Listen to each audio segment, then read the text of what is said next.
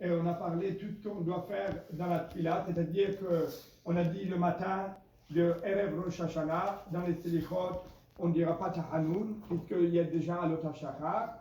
On a dit, voilà, et on a dit qu'on ne fait pas Tahanoun dans la tefila, c'est-à-dire on ne fait pas Ana Hashem Elokeinu Elokei Avotenu Chatanu, etc. On ne le dit pas.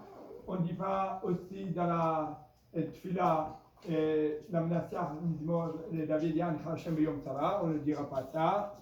Et on ne dira pas aussi, pour nous les Sfaradim, tefila, les David là-bas, on commence direct Bet Yaakov. Et on ne saute pas le chauffard. Alors maintenant, le Inyan, il est qu'on a parlé de tout ce qui est la tefila. Après la tefila, on fait Hatarat Nedarim. Pourquoi on fait Hatarat Nedarim? C'est très simple, parce que Tichat Beshalom, on a fait un Neder ou quoi, la prière, il n'est pas acceptée dans le ciel. Ça ne peut pas être accepté, ou on a fait un acte. Et je voudrais vous dire une parenthèse, faites très attention. Vous avez toujours des bonnes nouvelles, Bezat Hashem. Amen. Et que vous allez avoir des garçons. Amen. Et quand vous envoyez, vous écrivez comme information.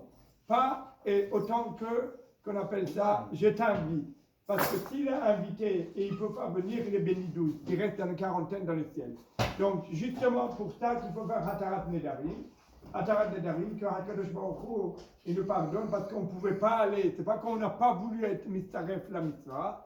Alors, faire ça. Et de faire Hatarat Nedarim pour que nos prières de Rosh Hashanah soient acceptées dans le ciel. De faire Hatarat Nedarim. Et étant donné aussi, tout ça c'est dans les prières, les préparations pour les prières. Maintenant, aussi, comme on a dit, Taharenu mitumot avonenu.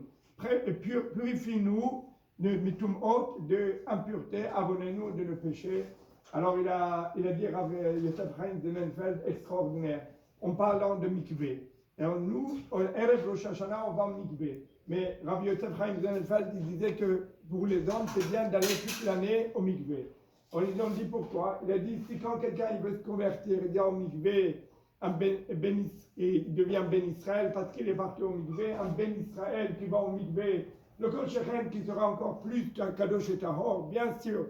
Et nous, on le fait ça, même s'il n'y a pas eu un problème de Chad Shalom Keri, Barminan, et une impureté de Keri, ou de relations conjugales, quand même, on va au mikvé, quand même, on se purifie, et c'est très très important. Que HaKadosh Baruch Hu, il nous aide, qu'il soit Mekubal, Velason, Belatna Amin, nos prières dans le ciel, Amen. Yom Tov.